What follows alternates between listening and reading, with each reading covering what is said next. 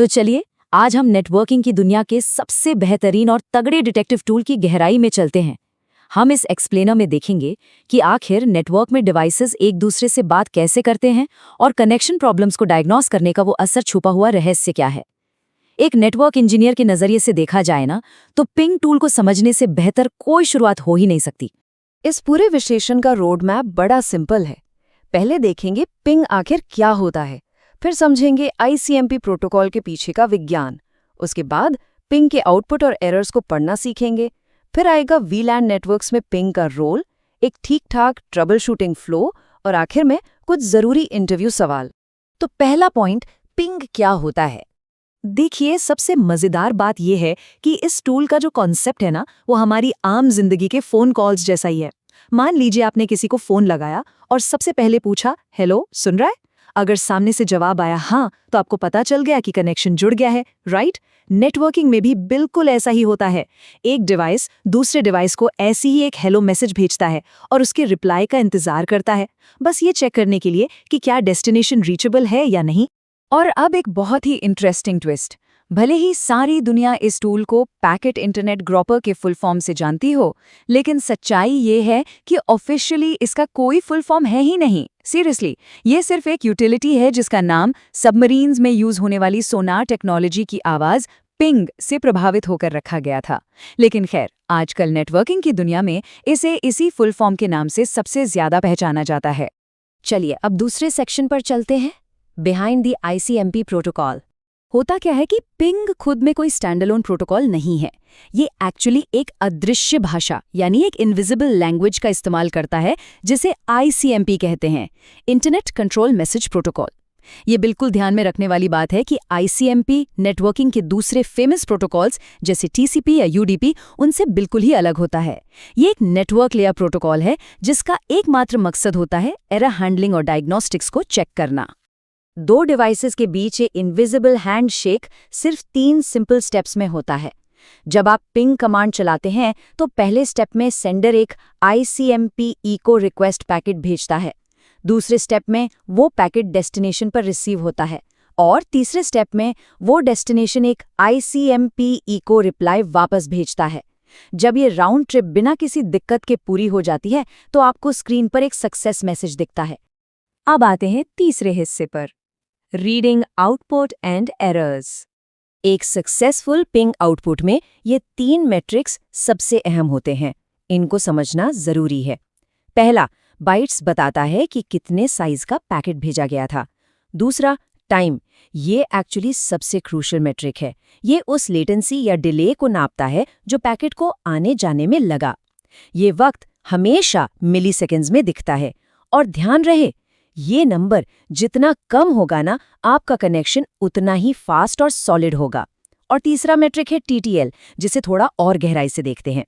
TTL यानी time to live, ये एक बहुत ही स्मार्ट मैकेनिज्म है। हर ऑपरेटिंग सिस्टम का एक डिफ़ॉल्ट TTL नंबर सेट होता है, जैसे विंडोज़ का 128 और लिनक्स का 64। ये एसेंशियली एक उल्टा काउंटर है। जब भी आपका पैकेट नेटवर्क में किसी राउटर से गुजरता है या एक हॉप लेता है, तो राउटर इस काउंटर को 1 से कम कर देता है। सोचिए, अगर ये काउंटर 0 हो जाए तो पैकेट वहीं डिस्ट्रॉय हो जाता है। इससे नेटवर्क में ट्रैफिक के इनफाइनाइट लूप्स बनने से बचाव हो जाता है। लेकिन अगर नेटवर्क में कोई दिक्कत आई तो तब आपको स्क्रीन पर एरर्स दिखते हैं, और 2 सबसे आम एरर्स पूरी तरह से अलग मिस्ट्रीज की तरफ इशारा करते हैं। रिक्वेस्ट टाइम्ड आउट का सीधा मतलब है कि पैकेट डेस्टिनेशन तक गया जरूर, लेकिन वहां से कोई रिप्लाई वापस नहीं आया। हो सकता है सामने वाला सिस्टम बंद हो या कोई फायरवॉल लगा हो। वहीं दूसरी तरफ डेस्टिनेशन होस्ट अनरीचेबल का मतलब है कि आपके पैकेट को उस सिस्टम तक पहुंचने का रास्ता ही नहीं मिल रहा। ये अक्सर आपके लोकल गेटवे या राउटिंग की प्रॉब्लम होती है। और किसी भी नेटवर्क डिटेक्टिव के लिए ये एक बहुत ही क्रूशियल कैविएट है जिसे याद रखना चाहिए। अगर आपका पिंग फेल हो रहा है तो इसका हरगिज ये मतलब नहीं है कि पूरा का पूरा इंटरनेट डाउन है। आजकल नेटवर्क एडमिन्स सिक्योरिटी को लेकर बहुत स्ट्रिक्ट हो गए हैं। DDoS अटैक्स को रोकने के लिए वो जानबूझकर नेटवर्क फायरवॉल्स पर ICMP पैकेट्स को ब्लॉक कर देते हैं। तो हो सकता है कि जिस वेबसाइट को आप पिंग कर रहे हैं वो ब्राउजर में बिल्कुल मक्खन की तरह चल रही हो, लेकिन पिंग हमेशा एरर ही दिखाए। चौथा सेक्शन है ping in VLAN networks. VLAN के अंदर कनेक्टिविटी टेस्ट करना अपने आप में एक अलग ही खेल है। अगर दो डिवाइसेस बिल्कुल सेम वीलैन में बैठे हैं तो वो आमतौर पर बिना किसी एक्स्ट्रा सेटअप के एक दूसरे से बात कर लेंगे और पिंग का रिप्लाई आ जाएगा। लेकिन अगर एक डिवाइस वीलैन 10 में है और दूसरा वीलैन 20 में, तो ये दोनों अलग-अलग ब्रॉडकास्ट डोमेन्स का हिस्सा बन जाते हैं। ऐसी स्थिति में जब तक आप एक राउटर या लेयर 3 स्विच के जरिए इंटर वीलैन राउटिंग सेटअप नहीं करते, तब तक ये कनेक्शन हमेशा फेल ही होगा। इसके पीछे का लॉजिक सुनिए, काफी दिलचस्प है। नॉर्मल नेटवर्क स्विचेस सिर्फ लेयर 2 पर काम करते हैं, जबकि पिंग आईपी एड्रेसेस का इस्तेमाल करता है, जिसका मतलब है वो लेयर 3 कम्युनिकेशन टेस्ट कर रहा है। एक और रोचक तथ्य ये है कि उसी लैन नेटवर्क के अंदर कम्युनिकेशन शुरू होने से पहले एक एआरपी प्रोसेस काम करता है। डिवाइस नेटवर्क में चिल्लाकर ब्रॉडकास्ट करता है, भाई किसका मैक एड्रेस ये है, और जब मैक एड्रेस मिलता है तब जाकर असल पिंग कम्युनिकेशन की शुरुआत होती है। आगे बढ़ते हैं 5वें सेक्शन की ओर, द ट्रबल शूटिंग फ्लो। किसी भी नेटवर्क ब्रेक को सिस्टमैटिकली आइसोलेट करने का ये एक अल्टीमेट डिटेक्टिव चेकलिस्ट है।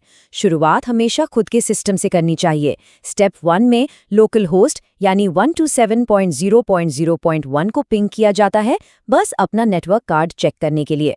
फिर स्टेप 2 में अपने खुद के आईपी को, और स्टेप 3 में गेटवे को, जो नेटवर्क का बाहरी दरवाजा होता है। अगर गेटवे जिंदा है तब स्टेप 4 में किसी पब्लिक इंटरनेट आईपी को टेस्ट करते हैं, और आखिर में स्टेप 5 में डोमेन नाम को। इस स्टेप बाय स्टेप लॉजिक से एकदम साफ पता चल जाता है कि तार कहाँ टूटी है। इस ट्रबल शूटिंग लॉजिक का एक बेहतरीन उदाहरण देखिए। मान लीजिए कि आपने किसी आईपी एड्रेस को, जैसे 8.8.8.8 को पिंग किया और वहां से सक्सेस मैसेज आ गया।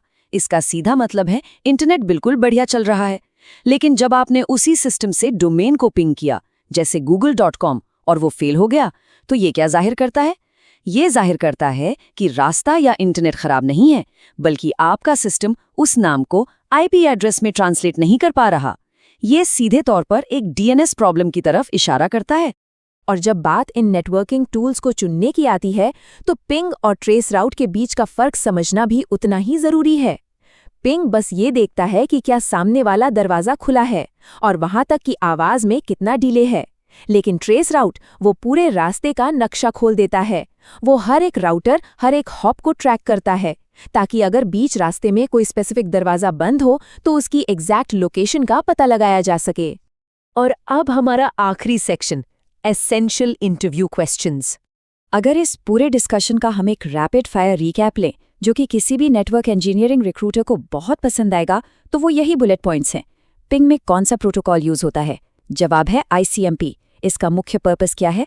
कनेक्टिविटी और डिले को टेस्ट करना। क्या सेम वीलैन में ये काम करेगा? हाँ, आमतौर पर बिना किसी एक्स्ट्रा राउटर के करेगा। और डिफरेंट वीलैन के केस में वहाँ हमेशा इंटर वीलैन राउटिंग चाहिए होगी। अंत में TTL का सीधा सा मतलब है एक काउंटर जो पैकेट की आयु तय करता है, ताकि नेटवर्क लूप्स ना बने। इन बिल्कुल सटीक जवाबों से किसी भी टेक्निकल इंटरव्यू में काफी मदद मिलती है। इस पूरे इन्वेस्टिगेशन को खत्म करते वक्त एक आखिरी सवाल छोड़कर जाना काफी दिलचस्प रहेगा। सोचिए, अगर आईपी सक्सेसफुली पिंग हो रहा है, लेकिन आपके ब्राउजर में वेबसाइट ओपन ही नहीं हो रही, तो आपका अगला कदम क्या होना चाहिए? ये एक ऐसी नेटवर्क प्रॉब्लम है जो सिर्फ थ्योरी समझने से नहीं, बल्कि प्रैक्टिकल अप्लाई करने से सुलझती है। इन कॉन्सेप्ट्स को असल में महसूस करने के लिए इन्हें सिस्को पैकेट ट्रेसर या वायरशार्क जैसे टूल्स पर कॉन्फ़िगर करके देखना चाहिए। जब नेटवर्क के पैकेट्स को आते और जाते हुए देखा जाता है ना, तब सब कुछ एकदम शीशे की तरह साफ हो जाता है। आज के इस एक्सप्लेनर में बस इतना ही। इन सवालों पर विचार कीजिएगा।